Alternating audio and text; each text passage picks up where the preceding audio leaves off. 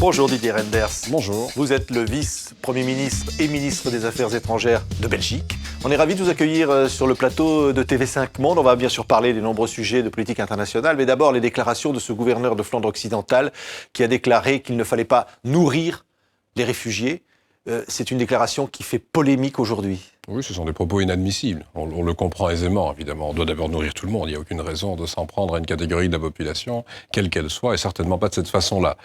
Mais derrière ces propos se trouve un vrai problème que l'on rencontre aujourd'hui. On connaît la situation de Calais, et nous voyons arriver maintenant sur la côte belge un certain nombre de réfugiés qui se déplacent, qui veulent aller en Grande-Bretagne, et on ne veut pas retrouver ce qu'on appelle la jungle de Calais. Donc on doit collaborer, on doit travailler ensemble, et probablement construire ensemble une vraie politique migratoire. Ce que dit le gouverneur, c'est si vous nourrissez ces réfugiés, d'autres vont venir. C'est ça qu'il dit. C'est bien pour ça que je dis que c'est inadmissible, parce que la formule utilisée, que l'on essaie de gérer ensemble la migration, qu'on essaie de contrôler nos frontières extérieures, c'est une chose, mais on ne peut pas venir dire à des citoyens ne nourrissez pas des personnes qui sont sur notre territoire. Il parle des réfugiés, comme on parlerait de canards ou de... C'est bien pour ça que c'est inadmissible. Donc moi, je ne veux pas aller plus loin dans la qualification de ces propos. Je dis simplement que ce que l'on doit faire quand on regarde la situation aujourd'hui, notamment dans cette région, sur la côte belge, c'est travailler ensemble. C'est ce qu'on a fait à travers une rencontre entre les premiers ministres, les ministres de la Justice et de l'Intérieur de France et de Belgique. Oui. Parce que nous sommes confrontés depuis maintenant une bonne année à un afflux de réfugiés que nous n'arriverons pas à maîtriser, à gérer, à accueillir dans de bonnes conditions sans le faire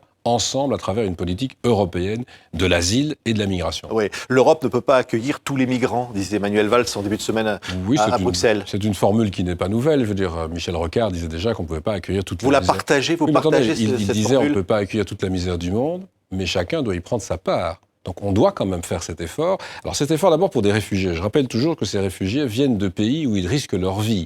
Donc à nous d'abord de tenter de régler les problèmes de conflits sur place, les négociations sur la Syrie, l'Irak, la Libye bientôt. Donc on doit vraiment d'abord trouver des solutions sur place, d'aider les pays proches, le Liban, la Jordanie, qui reçoivent beaucoup plus de réfugiés que nous. Il y a une conférence pour l'instant à Londres sur ce sujet.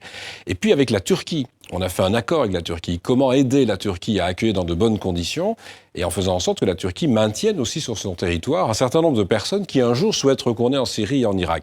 Mais nous devons faire notre part. Et notre part, c'est accueillir correctement des réfugiés qui viennent chez nous. Ce que je souhaite, c'est que tous les Européens prennent leur part. Ça veut dire un contrôle des frontières extérieures. Ça veut dire un enregistrement correct. Une suspension de Schengen, c'est envisageable ça ? Non, ce n'est pas une suspension. D'ailleurs, Schengen prévoit des contrôles renforcés, y compris à l'intérieur de Schengen même. Mais ce qu'on n'a pas encore fait, c'est mettre un corps de garde-frontières européens pour qu'aux frontières extérieures, il y ait un vrai contrôle, un vrai enregistrement et puis une répartition des réfugiés. Nous faisons notre part en Belgique, d'autres font leur part. D'autres ne font pas leur part. Bien sûr, il y a des pays d'Europe qui ne veulent pas avancer dans cette voie. On doit les convaincre et s'il le faut, on doit forcer cette répartition. On doit d'ailleurs faire en sorte que, en dehors d'Europe, on soit sensible aussi à cette situation des réfugiés. Moi, je me réjouis qu'il y ait déjà un premier geste. Le Canada, les États-Unis ont commencé à ouvrir un peu leurs portes à des réfugiés venant de Syrie, comme nous l'avions fait pour les réfugiés venant du Vietnam ou comme on l'avait fait pendant la guerre de l'ex-Yougoslavie. Mais ça montre bien que beaucoup critiquent l'Europe aujourd'hui. Et il y a beaucoup de choses à dire sur l'Europe. Mais l'Europe, c'est vraiment la solution. Dans un dossier comme celui-là, il faut que les Européens se rendent compte que... Il faut plus d'Europe, en fait. Mieux d'Europe et plus d'Europe dans ce thème-là. Il y a peut-être d'autres sujets sur lesquels on peut rendre des compétences aux États. Moi, je ne suis pas opposé à cela. Mais on doit travailler à une Europe plus forte dans les matières importantes. C'est vrai pour la politique économique et monétaire, on l'avait vu avec la crise de l'euro, mais c'est vrai aussi pour la migration. On ne réglera pas chacun chez soi ce problème. On doit le régler ensemble. Alors, par exemple, l'Allemagne a mené des perquisitions, des arrestations pour des suspects liés à l'État islamique. Certains ont été arrêtés dans des camps de réfugiés en Allemagne. Ça veut dire qu'aujourd'hui, cette politique et la politique de lutte contre le terrorisme sont liées ?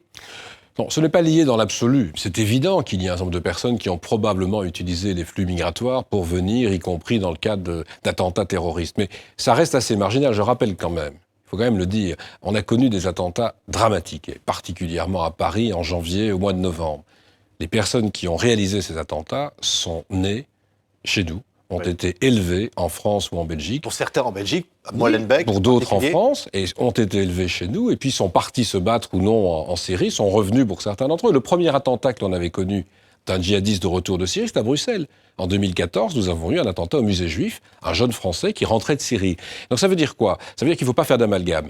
On doit aller chercher s'il y a des djihadistes dans des camps de réfugiés ou dans les afflux de réfugiés, bien sûr. Mais c'est pas la majorité des personnes qui nous rejoignent. Je le répète, les attentats, ils ont surtout été commis par des gens qui ont été élevés chez nous, dans nos villes, dans nos régions. Il faut plus de coopération entre la France et la Belgique. On a bien vu ce sommet en début de semaine avec Manuel Valls. Est-ce que, finalement, un poste de magistrat de liaison installé à Bruxelles, ça va suffire? Est-ce qu'il faut fichier des passagers pour les transports aériens? Est-ce qu'il faut aller encore beaucoup plus loin? Il faut aller beaucoup plus loin. Moi, je demande, depuis cet attentat au musée juif de Bruxelles, régulièrement à tous mes collègues au sein de l'Europe, au sein de l'OTAN, qu'on échange de l'information. Et ça se fait de mieux en mieux. Mais vous le savez, les services de renseignement, ils ont pour habitude de collecter l'information, peut-être moins de la partager. Ça se fait de plus en plus, on doit partager l'information. Mais la partager jusqu'au policier de terrain. C'est celui qui va ou celle qui va devoir arrêter quelqu'un, vérifier ses papiers, qui doit avoir accès aux fichiers d'information. Et ce qu'on doit trouver, c'est un nouvel équilibre entre la protection de la sécurité, des mesures de protection de sécurité, notamment en matière de collecte de données, et la vie privée, les libertés individuelles. Ouais. Je prends un exemple. Même en Belgique, on n'a pas atteint un accord sur ce sujet, mais nous avons des passeports biométriques où les empreintes sont enregistrées. Pourquoi pas sur les cartes d'identité? À titre personnel, moi je trouverais assez logique que l'on dispose des empreintes des citoyens. Il n'y a aucune violation de la vie privée en faisant cela, mais ça permettrait d'avancer dans des enquêtes. Alors on doit renforcer cette démarche, et nous prenons d'ailleurs une initiative qui va de pair. La Belgique propose pour l'instant à tous ces pays européens partenaires d'avancer dans cette voie sur des mesures de sécurité, mais aussi d'accepter un débat sur les droits et libertés. Oui. On donne souvent des leçons. Ce débat existe en France sur la prolongation de l'état d'urgence. Oui, mais il existe chez nous. Vous ne l'avez pas forcément puisqu'il n'y a pas d'état d'urgence en Belgique. Il n'y a pas d'état d'urgence, mais on prend aussi des mesures pour renforcer la sécurité. Et moi, je souhaite que plutôt que de pointer de temps en temps du doigt la Hongrie, la Pologne, le Danemark, et il faut certainement le faire, on ait ce vrai débat chaque année. On contrôle bien les budgets, les politiques économiques, on doit contrôler la situation de l'état de droit. On ne doit pas simplement donner des leçons ailleurs dans le monde, comme les Européens aiment le faire, on doit aussi en débattre entre nous. Et c'est important à un moment où, justement, vous parlez de la crise migratoire, beaucoup de pays prennent des mesures qui vont parfois très très loin pour réfréner l'afflux de migrants et de réfugiés en particulier, alors que le droit d'asile est là. En matière de sécurité, on prend des mesures très fortes aussi. Il faut en prendre, mais il faut garder un équilibre. Donc on souhaiterait aussi avoir ce débat sur l'état de droit. Un autre sujet, monsieur le ministre, le Burundi, où la Belgique est interpellée directement par le pouvoir en place à Bujumbura en ce moment. Vous avez dit que vous étiez prêt à participer à une force d'interposition de l'ONU sur place face à une situation où la situation risque de dégénérer chaque jour. D'abord, je constate que la situation dégénère. Il y a des violences tous les jours. Il y a des centaines de morts depuis le début de cette situation lors des dernières élections. Il y a même eu une tentative de putsch à l'époque.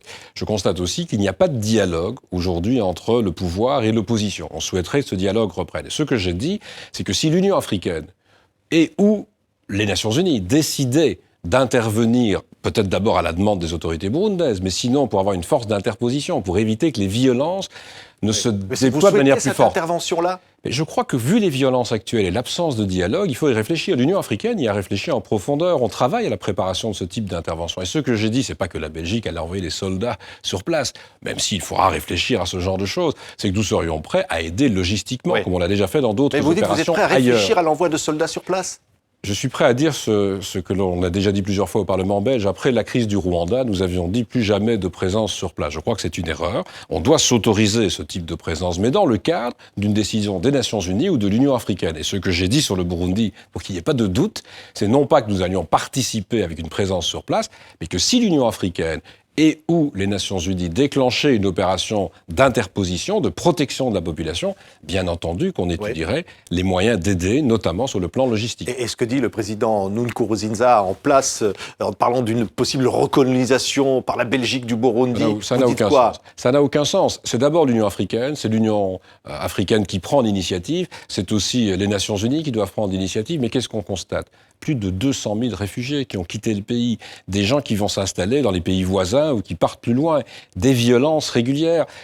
Il faut maintenant que ça s'arrête. Et je tiens aussi à dire, je l'ai dit aux autorités burundaises, nous appelons à l'abandon de la violence par les forces de l'ordre sur le terrain, mais aussi l'abandon de la violence par l'opposition. Il y a une opposition armée sur le terrain qui doit cesser d'utiliser la violence. Et le but, c'est de revenir au dialogue. L'esprit des accords d'Arusha, à l'époque, comment avoir un dialogue entre Burundais. Et ce que les Burundais décideront entre eux, mais bien entendu, ce sera l'application au Burundi du désir des Burundais. Mais aujourd'hui, il faut surtout rappeler l'arrêt des violences, la nécessité d'un dialogue. Je ne veux pas qu'on se retrouve dans une situation où la violence va empirer de jour en jour. Il y a des violences tous les jours au Burundi. Merci Didier Reynders, donc vice-premier ministre de Belgique et ministre des Affaires étrangères, d'avoir été l'invité de TV5 Monde. À bientôt.